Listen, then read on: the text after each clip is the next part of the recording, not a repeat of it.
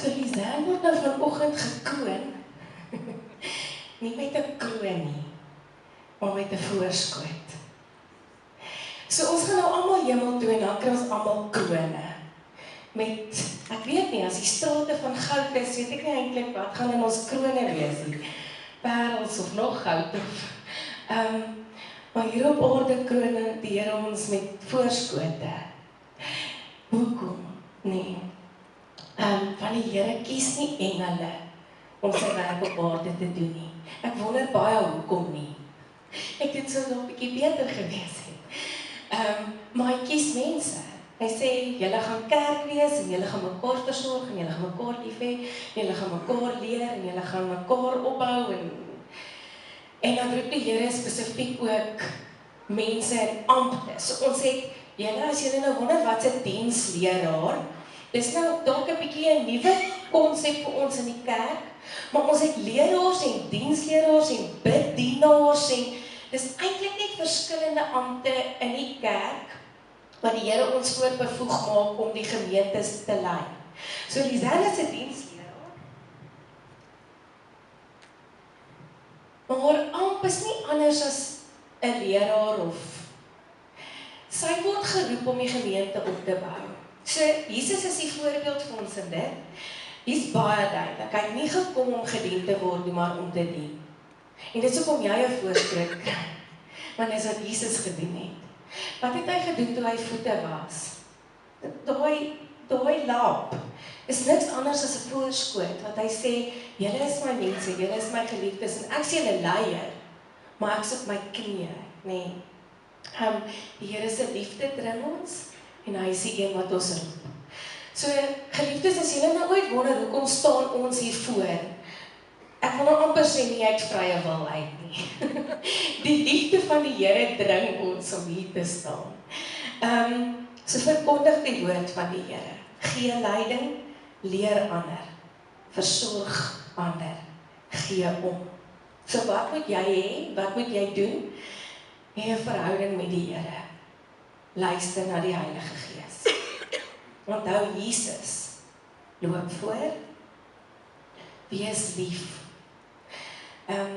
Iemand het eendag vir my gesê, Marika, as jy mense lief het, sal hulle jou ook lief hê. So wees net lief voor die voet. Inspireer en bly groei. Die duiwel is nie mal oor wat hier gebeur. Hy like dit nie kwaai nie. Maar jy is mos nie alleen nie. So bly groei.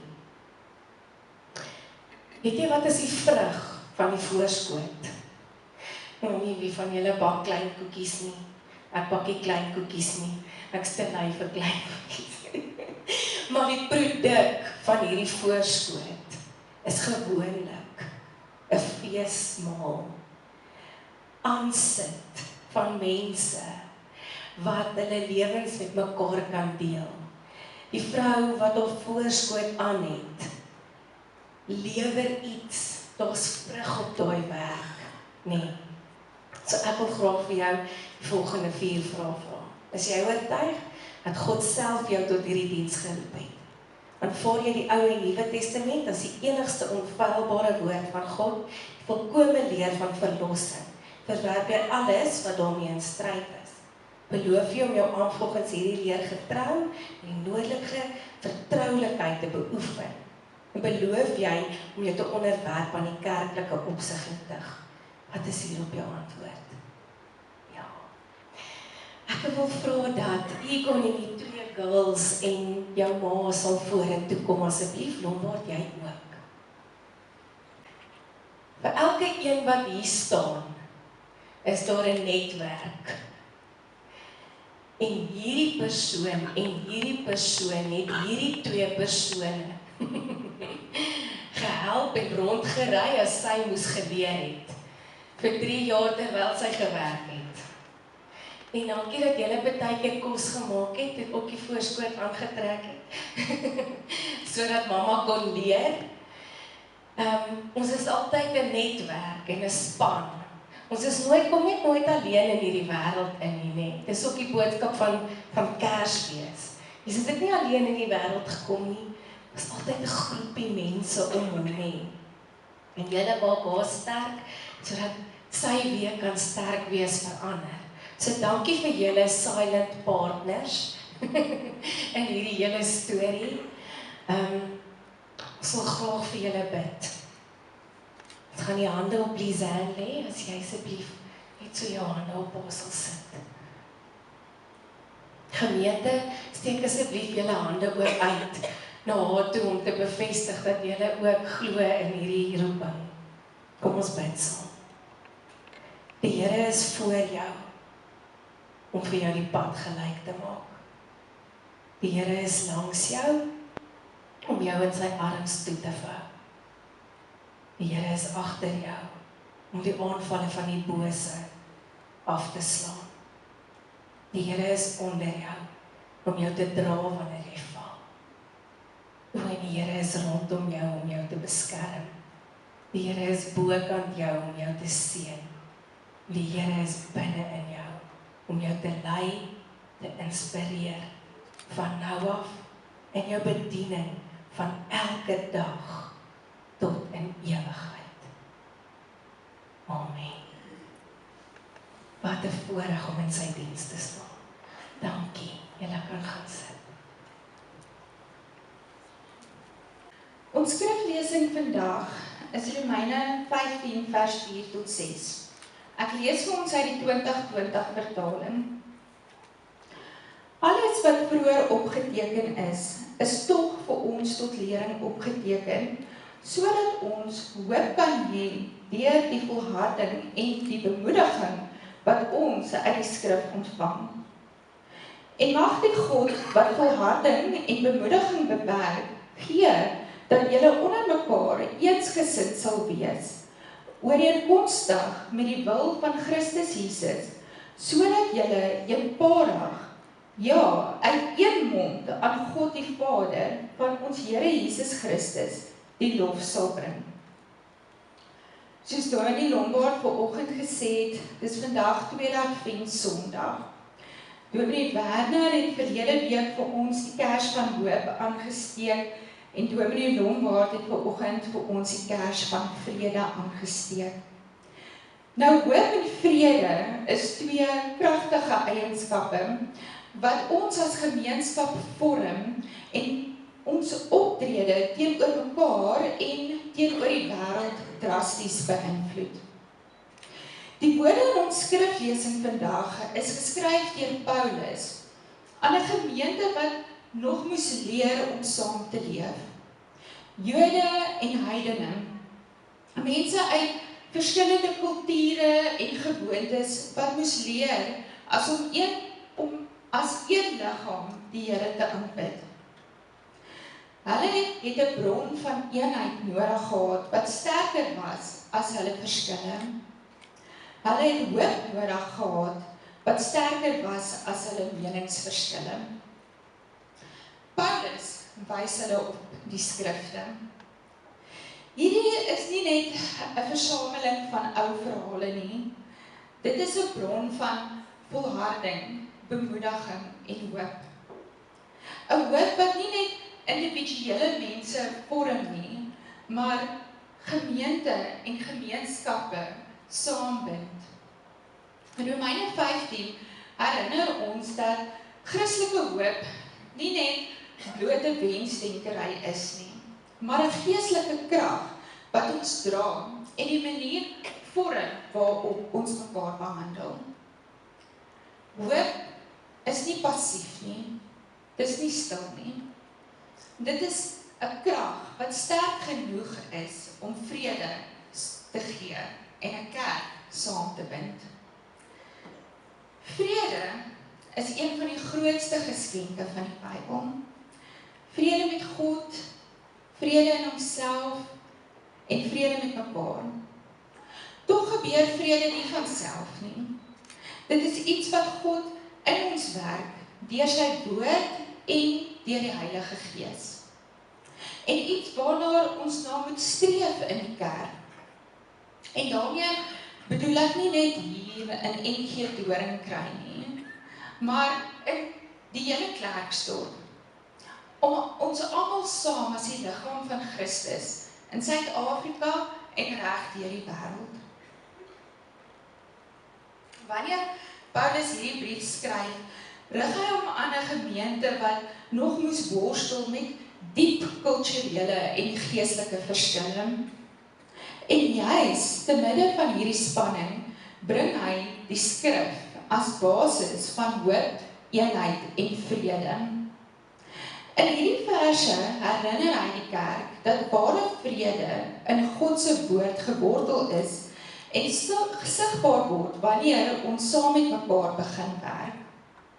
Hy skryf: alles wat vroeër opgeteken is tog vir ons tot lering opgeteken. Die Bybel is nie net antieke tekste nie. Dit is God se manier om sy mense geslag na geslag te vorm.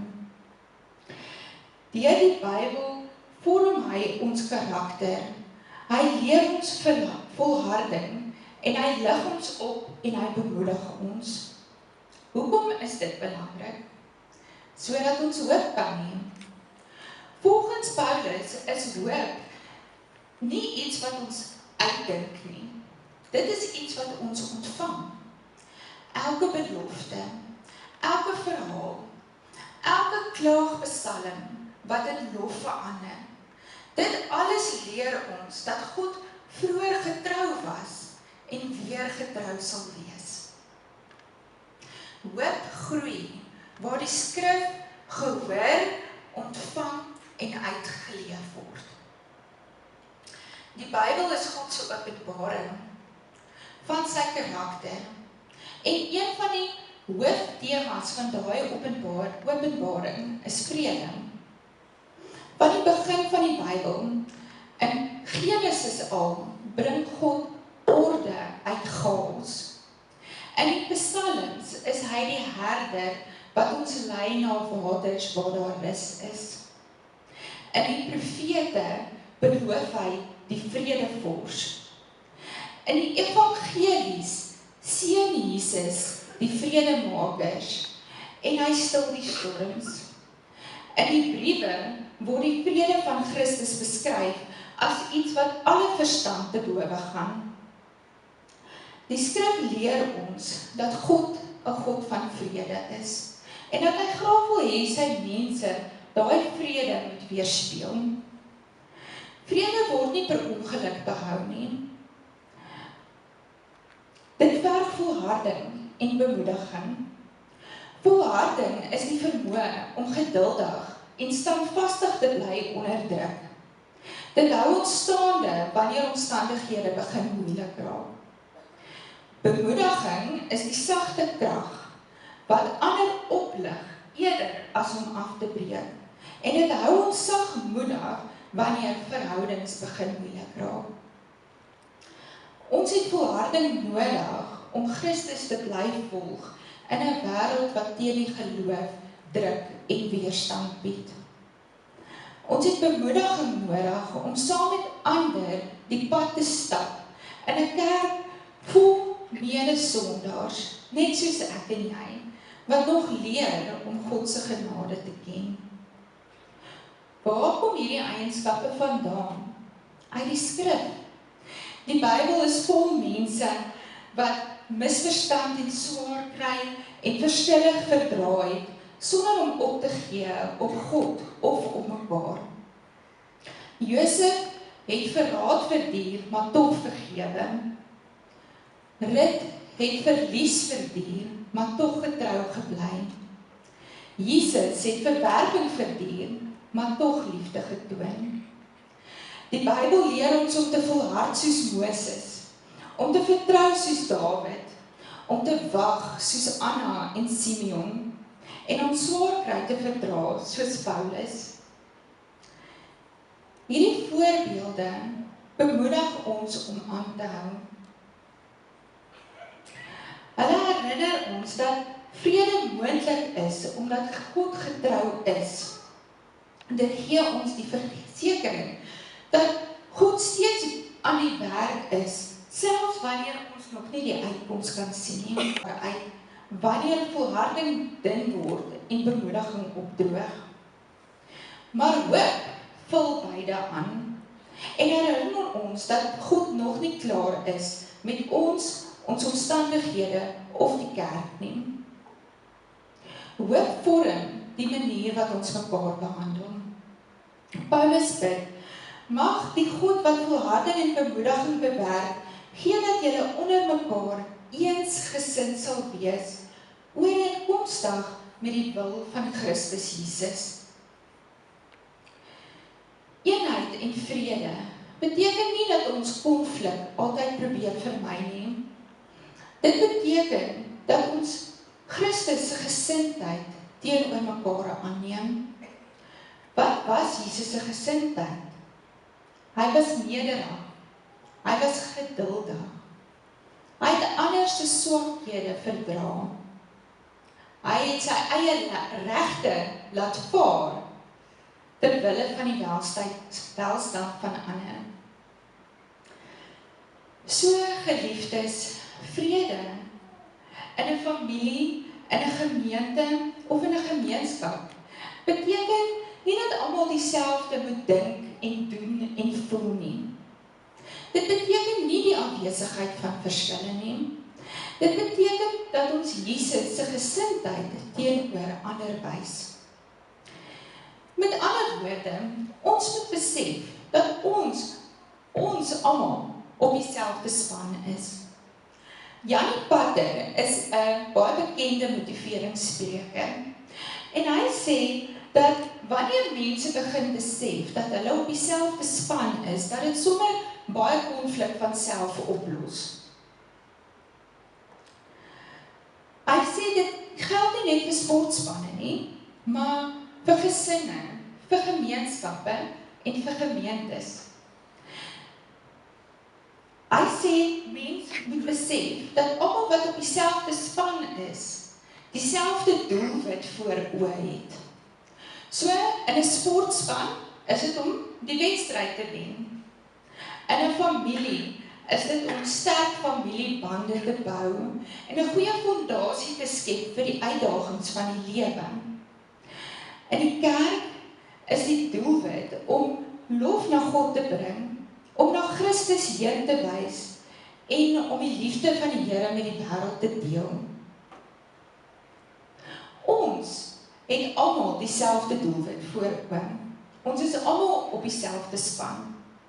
Nou goed, as ek en jy op dieselfde span is, dan beteken dit mos nie ek kan wen en jy kan verloor nie. Nee, as jy verloor, dan verloor ek ook.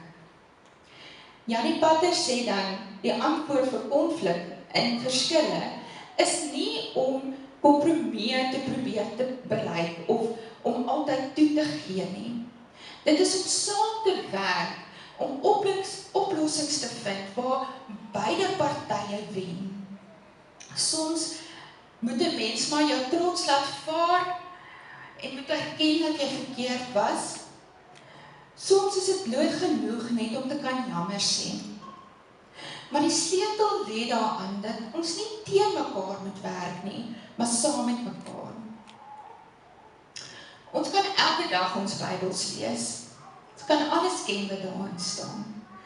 Maar as dit ons nie vorm en verander nie, sal dit nie lei tot vrede nie. Vrede kom wanneer die skrif ons harte vorm, sodat Christus se nederigheid en sagmoedigheid ons nederigheid en sagmoedigheid word.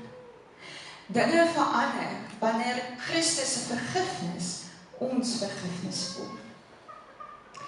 Die Bybel leer ons nie net hoe om swaar kry te dra nie, maar ook hoe om mekaar te verdra met genade, geduld en liefde.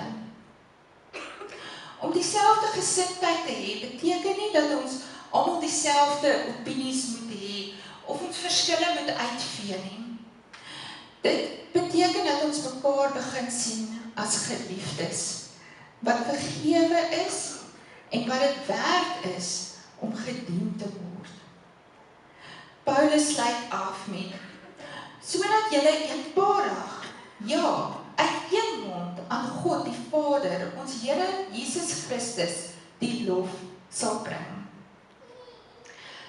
Dit is 'n pragtige beeld. 'n diverse volk, een gemaak in Christus, wat een loflied ophef. Vrede is nie net innerlik en persoonlik nie. Dit is gemeenskaplik en sigbaar. Dit word sigbaar wanneer God se mense saamwerk eerder as teen mekaar, met respek na mekaar luister, met vreugde dien, vrylik vergewe en sye aan sye aanbid. Wanneer ons saam aanbid, verklaar ons dat ons eenheid nie rus op persoonlikhede of voorkeure nie, maar gebaseer is op God wat ons hoop gee deur Jesus Christus. Romeine 15 herinner ons dat vrede beide 'n gawe van God is as 'n roeping van sy mense. Dit nooi ons ook uit om 'n volk te wees wat sy lewens gevorm word deur die skrifte en wat sy harte bemoedig word deur hoop. Kom ons sluit ons oë in gebed. Liewe Vader, dankie dat U ons nie los om rond te val in 'n donker wêreld nie,